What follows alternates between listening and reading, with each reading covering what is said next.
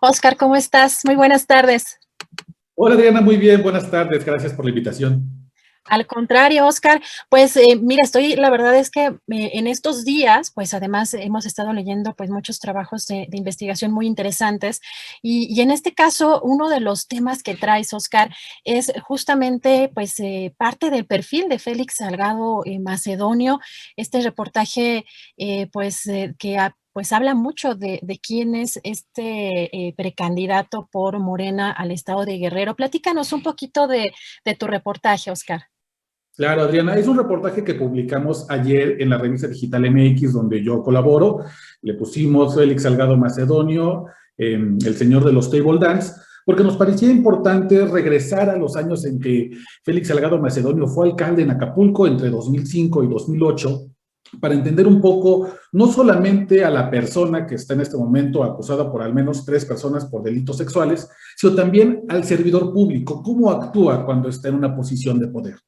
Y entonces lo que hicimos fue hablar con un activista muy reconocido, Juan Manuel Estrada, quien fue el Premio Nacional de Derechos Humanos, con una exdiputada, Julieta Fernández, y con 4 periodistas de Guerrero, quienes no pudieron dar su nombre por temor a las represalias. Tú sabes que la violencia, específicamente en Acapulco, es muy fuerte y la mordaza que tienen los colegas allá es realmente impresionante. Pero bueno, 4 personas, 4 periodistas plenamente identificados por MX, quienes nos van contando cómo era Félix Salgado Macedonio como presidente municipal.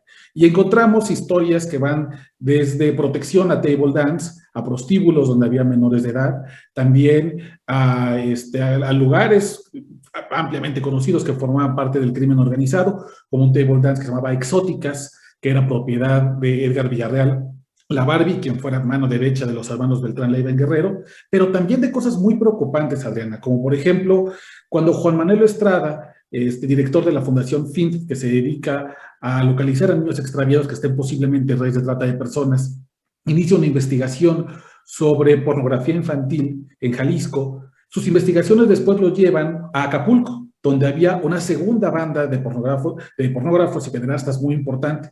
Y cuando Juan Manuel Estrada lleva toda la información a las autoridades municipales, insisto, cuando Félix Salgado Macedonio era alcalde, se da cuenta que las autoridades municipales no solamente no actúan, sino que protegen a los clientes de esta red de pornografía infantil y solamente atacan o van tras los estadounidenses y los canadienses. A los mexicanos, los clientes que eran protegidos por el municipio, a esos no los tocan. Y esa es básicamente la historia que vamos relatando, testimonios de gente que recuerda estos años, la época dorada de los table dance y cómo podían operar con el permiso, con la conveniencia de Félix Salgado Macedonio.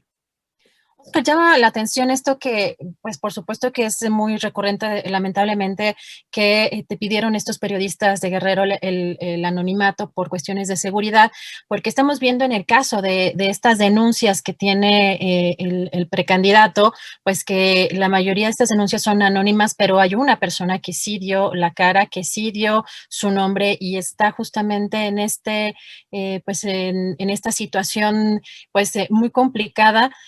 Pues imagínate, Oscar, sí, pienso en el sentido en el que si los propios periodistas están buscando protegerse frente a un precandidato, ¿no? Lo que ocurre en el caso de las víctimas o de las posibles víctimas. Oscar, en el modus operandi o en la faceta del perfil de este personaje, ¿qué es lo que tú te encuentras en cuanto a estas redes de poder que tejen políticos como él? Pues mira, esto lo cuentan los colegas de Acapulco, por ejemplo, que Félix Salgado Macedonio, cuando era alcalde, remodela la zona roja de Acapulco, en esta zona donde había muchos bares, table dance, cantinas donde se prostituían menores de edad, y uno de los recuerdos como más a la mano que tienen los colegas es que Félix Salgado Macedonio quita el empedrado y pone un asfalto liso y llano en la zona roja. Decían que tenía doble objetivo. Primero, pues que los clientes pudieran llegar sin maltratar la suspensión de sus coches, pero también que los dueños de estos giros negros pudieran tener vías rápidas de escape por si había algún operativo. E incluso les colocan luminarias para que desde la costera se pudieran ver los bares donde tenían a las niñas y a los niños. Niños, en el caso, los niños eran guardados, digo guardados porque esa es la palabra que utilizan, los trataban como mercancía, en cibercafés, en cafés internet, y las niñas en las cantinas, en los table dance, que después brindaban servicio de acompañamiento a los yates, a las casas de la gente más rica y poderosa de Acapulco. Eso por un lado. Otro colega me cuenta, por ejemplo, que las bailarinas de un famoso centro nocturno, el Tabares, uno de los más grandes y famosos en Acapulco, cobraban, algunas de ellas incluso, en el organismo municipal de aguas y alcantarillado. Otro colega me cuenta, por ejemplo, que había una casa de citas donde sabían todo el mundo que había menores de edad y que era una especie como de zona de tregua, Adriana, donde podían convivir policías y narcotraficantes, que en Acapulco suelen mezclarse, suele no haber mucha diferencia a veces entre quién es quién, y esta casa era una especie de zona segura para todos. La casa le llamaban la Quinta Rebeca, estaba dentro del fraccionamiento Marroquín, solamente a 3 calles de la casa de Félix Salgado Macedonio. Y claro, cuando él era alcalde, pues no hubo nunca un intento por clausurarla o por darle una multa, lo que fuera, ¿no? Son estas historias que van contando y muchas más. Es un texto largo, los invito a quienes puedan a leerlo en MX. Es un texto largo que finalmente por razones también de espacio se tuvo que editar, pero mira, las historias que han llegado son muy preocupantes y a raíz del reportaje varias personas se han comunicado conmigo por Twitter y me han dicho, oye, esto yo lo veía, esto se sabía en Acapulco, esto era un secreto a voces, y la verdad es que sí es muy preocupante, porque así como hay gente que puede hablar, pero en el anonimato, como tú bien dices, por ejemplo, también conversé con la exdiputada Julieta Fernández, ya me contaba, hombre, es que era muy conocido. Tú entrabas a la oficina de Félix Salgado Macedonio cuando era el alcalde y siempre estaba rodeado de mujeres y entre más jóvenes y más bellas y más delgadas tenían más acceso al poder, ¿no? A estar cerca de él. Y a veces por cuestiones muy sencillas. Tenía una mujer que le servía agua, otra que le sacaba las copias, pero siempre salía con ella, las invitaba a comer y ella decía, es como un harén lo que tenía Félix Salgado Macedonio. Y bueno, esas son las historias que se han ido recopilando, muchas más seguramente no se han terminado de contar, porque las redes criminales de trata de personas pues tienen intereses muy fuertes en Acapulco y evidentemente no hay crimen organizado sin apoyo institucional. Oscar, esto me lleva pues justamente también incluso al otro tema, porque justamente lo preocupante también de estos temas es que pues en la prensa local no tiene la oportunidad de sacar este tipo de reportajes, de trabajos como los que tú has estado haciendo, que son trabajos pues muy delicados y que no tienen espacio en los medios locales. Me lleva justamente al otro tema, porque el día de ayer platicaba con una reportera de Tamaulipas que me decía que pues estaban callados absolutamente todos los medios.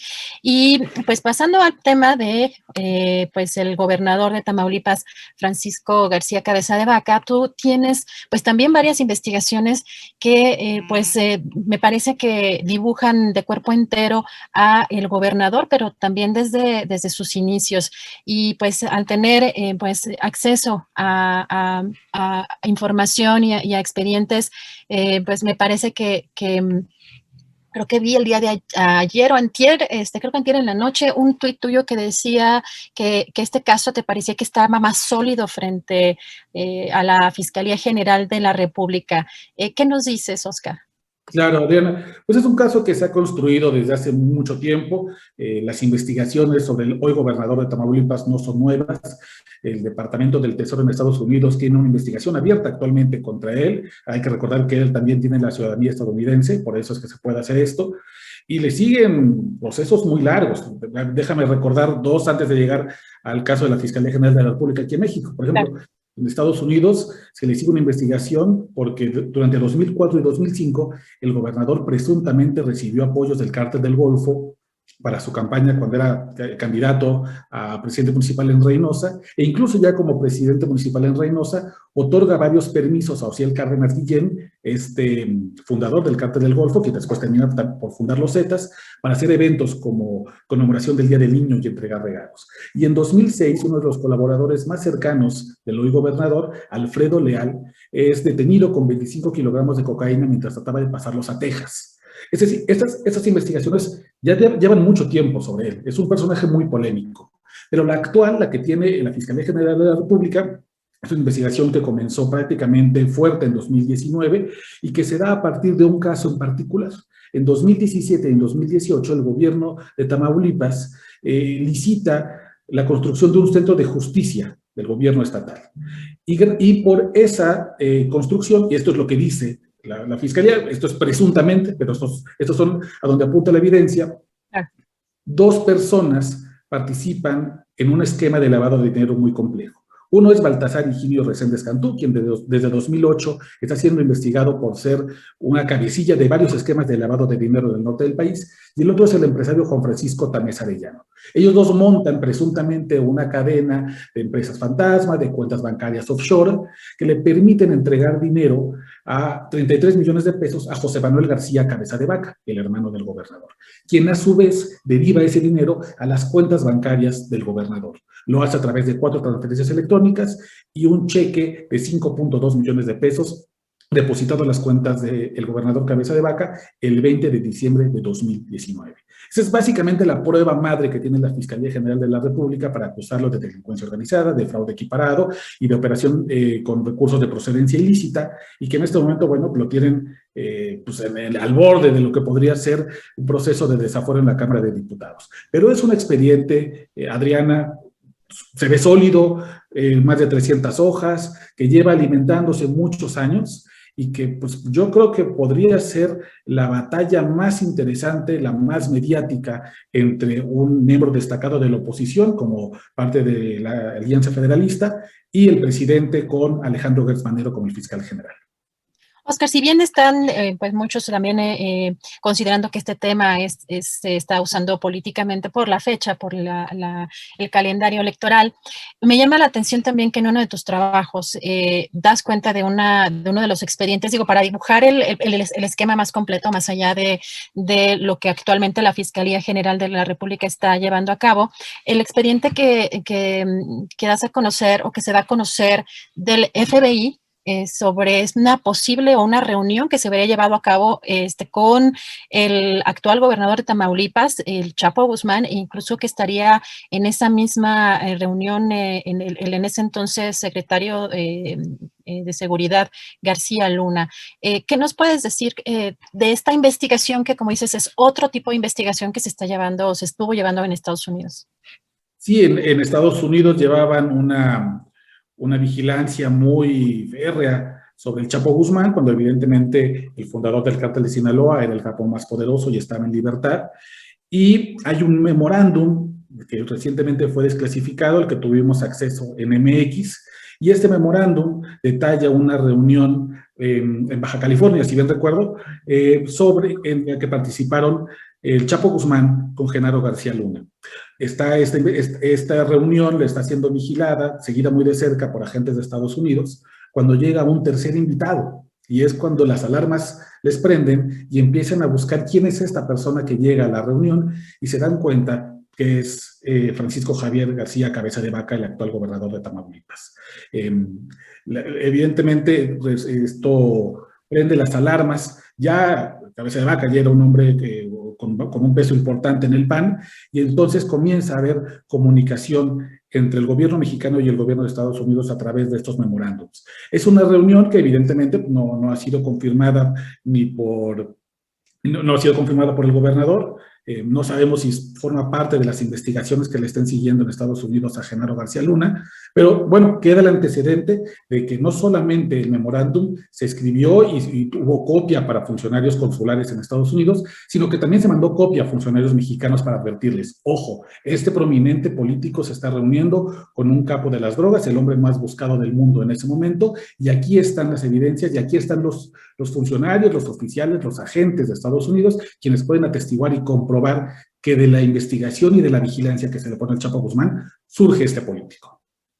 Oscar, desde la ingenuidad, te pregunto como experto en estos temas, ¿hay alguna conexión en estos asuntos que estamos viendo? Digo, por un lado, a lo mejor la detención de Emma Coronel, el asunto de aquí de Cabeza de Vaca, el cambio en el gobierno en Estados Unidos. No sé si tú lo ves conectado de alguna manera y qué podríamos esperar. Bueno, además de que pues creo que es previsible que lo más probable es que se logre desaforar al gobernador, pero ¿cuál es tu análisis como de este tema? Yo no sé si se pueda conectar de alguna manera a lo que está pasando. Yo lo veo desconectadas las hechos, pero creo que evidentemente hay forma de verlo, de conectado, hay forma de ver un hilo. Sin embargo, el gobierno de Estados Unidos no cambia o no tiene este interés perseguir a Emma Coronel o a Cabeza de Vaca o a otros cuando cambia el gobierno. Son objetivos que se van trazando a través de diferentes administraciones y el cambio con Joe Biden me parece que no corresponde necesariamente a esto. En el caso de Emma Coronel, sí veo, por ejemplo, un interés muy fuerte de parte del gobierno de Estados Unidos para poder llegar a la última verdad, que es lo que a ellos les interesa. ¿Cuál era el pacto de protección político y económico que tenía el cártel de Sinaloa con los gobiernos mexicanos? Desde Vicente Fox, Felipe Calderón, Enrique Peña Nieto y si lo hubiera con el presidente actual, con Andrés Manuel López Obrador.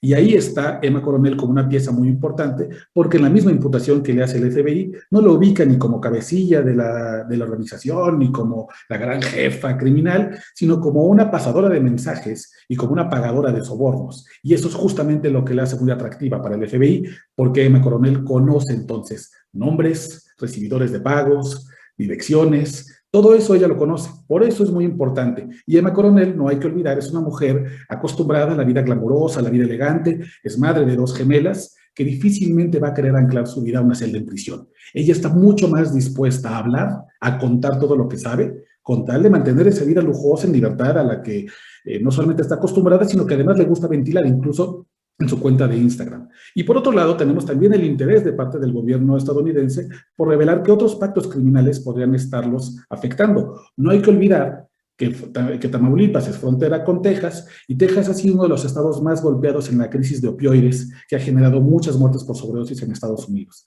Estados Unidos tiene mucho interés en que esas muertes bajen, en que esas redes criminales se detengan y yo creo que empieza a ver con beneplácito cómo algunos juicios relacionados con el narcotráfico pueden avanzar, sobre todo en esta época, debido a que las relaciones quedaron muy maltrechas a raíz del caso Salvador Cienfuegos. Si bien esa sería tal vez una forma de relacionarlos, pero se trata de juicios que yo creo que avanzan en carriles diferentes, pero que sí pueden llegar a un mismo puerto, que es cómo se enquistó el poder político con el poder criminal y el poder económico. Pues qué interesante, Oscar. Te agradezco muchísimo esta amplia explicación y que nos compartas estos trabajos de investigación que has hecho. Si nos permites, mantenemos la comunicación, pero pues muchísimas gracias por hoy. Yo encantado, Adriana, que tengas buena tarde. Hasta luego. Igualmente, muchas gracias.